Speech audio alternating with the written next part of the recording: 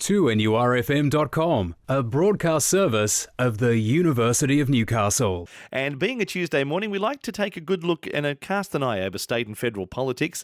We do that as we're joined by the University of Newcastle's Associate Professor in Politics, Dr. Jim Joes. Good morning and welcome along. Dave. Now, let's take a look at what's happened. We have a new Prime Minister, we have a new government in. What's some of the things that have happened in the last 7 days or so? Well, they've had a couple of weeks now in government, so things are starting to settle down. The cabinet is now in place and known. There's some discussion that his cabinet only has one woman in it, and in and of itself that might not seem to be of major importance. But when you step back and think, well, if you look at who's in the cabinet and their track record, their competence, their achievements in both in the Howard government, some of them were ministers or parliamentary secretaries in the Howard government. You look at what they did in opposition. The composition of the cabinet is not as exactly a merit-based cabinet. It's shall we say, an Abbott-favoured composition. There are, when we look at then the one woman in the cabinet, we can say, well, there are a couple of women in the outer cabinet or in the outer ministry or outside the ministry altogether, not even brought in, who could easily have made the grade because they've proven themselves, and a couple of them have in fact held portfolios of one sort or another in the latter days of the Howard government. So he didn't want for talent. The people he's put in, there's a couple of people he could put in, I won't name the names, but there's a couple of men in the cabinet who aren't there because they're talented, they're there because they are politically valuable to Tony Abbott. So on that issue, it's a disappointing dimension, but it's indicative, if you like, of what Tony Abbott is saying symbolically, that this is a Conservative government, this is what we stand for, these are the people that I trust and I want around me, and I guess now it's up for others to make a judgment about just how good that is.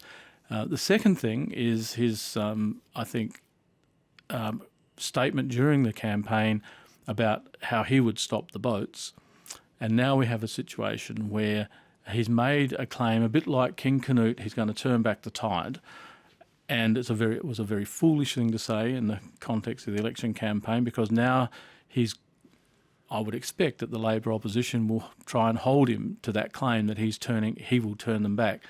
At the moment, he's adopted a very, shall we say, clever strategy in the short term by turning it into or categorising it as a military operation, and therefore information is, shall we say, under the military umbrella rather than, shall we say, a public political umbrella, which means that he can legitimately say, well, I can't comment on this just as yet because this is a military operation and I don't want to compromise what's going on.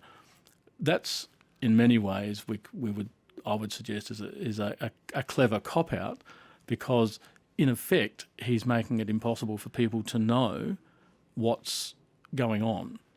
So where the Labor Party, when in government, had daily briefings on the boats, which was probably a mistake on their part, but that's the past, so they hopefully will learn from that. Tony Abbott certainly learnt from it, because now he's not making any of that information publicly available. So for all intents and purposes, we don't know what's going on, but we have heard via people on Christmas Island that things are still happening the way they were prior to the election. So this is, I think, going to be an election issue that will come back to haunt Tony Abbott, because it was just, in my view, a foolish political claim that he would, turn the boats back, because if they don't turn back, then he's got nowhere to go politically. He'll have that egg on his face there. Yes. Do you believe with the other things that he promised in the election, leading up to and the election, do you think that he will now move on and deliver on results with those? Well, I think so. I mean, they're moving on the climate change, and they've made a number of moves already around that are consistent with, I won't say necessarily their election promises, but consistent with their, shall we say, political manifesto, as it were. And they've are moving to repeal the carbon tax. And they went to the polls with that as a specific policy agenda. They were voted in. People knew that this was the main political plank, if you like. So they will roll that back. The Labor Party will probably try and oppose it, and certainly the Greens will, because you would expect that this is fundamentally opposed to what they stand for. But in terms of the parliamentary process, this is what the coalition went to the polls with, and one would expect that the Parliament would respect that. There's been two or three heads of public service departments who have been told to go, and there is a certain unease about that, Dave, because yes, it normally happens that some senior executive people in the public service will step back and say, look, my resignation's on the desk if you need it. And in many cases, incoming governments actually don't do that, although the Howard government got rid of about half of the public service heads because they were too closely identified with Labor. Perhaps you'd expect that after 13 years of Labor. After 6 years of Labor, you would think, well, that partisanship is probably not as big a factor. However, as I sort of hinted at in talking about the cabinet, there is a definite shall we say, partisan nature, a very conservative view and a very negative view of public servants, which is a shame because many of the senior public servants simply are talented and do what their, shall we say, the incumbent government asks them to do. And it is a very dangerous precedent to sort of simply move in and get rid of people because you think that they're lined up with the previous government. We've had a history in Australia, I think a very important history, where senior public servants have managed to sort of straddle multiple changes of government and going back 50 or 60 years. A number of people like, for example, H.C. Coombs, who dated back to the sort of when Menzies was first elected, and dated back actually to the Chifley government, then the Menzies government, and then into the Whitlam government. So we have about 30 years of his longevity, and he was a very faithful public servant who did a lot of good work. So it doesn't follow that people who've done good work under one government are necessarily going to be hostile to the incoming government. So that's one of the things that Tony Abbott has done, which I think is a little bit worrying. And whether this is indicative of the future sort of choices that the government will make remains to be seen.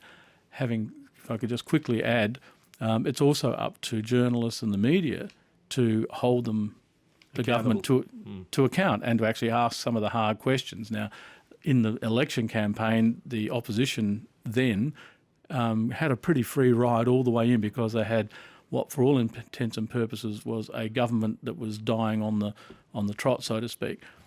Now that they're in government, it's probably time that they began being subjected to a little bit more scrutiny. Certainly the Labor Party is currently under the spotlight with its leadership process, but hopefully that will sort of disappear and they can get their act together and become a bit more disciplined and function as an opposition, holding the government to account effectively. And by holding them to account, it doesn't necessarily mean being Dr. No, as Tony Abbott did, which was very effective for him.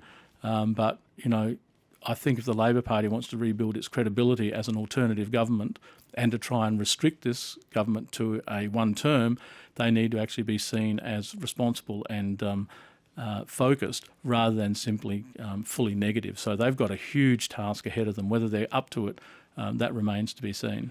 As we look at state and federal politics, we do it every Tuesday morning from the University of Newcastle. Associate Professor in Politics, Dr. Jim Joes, back with us next Tuesday morning.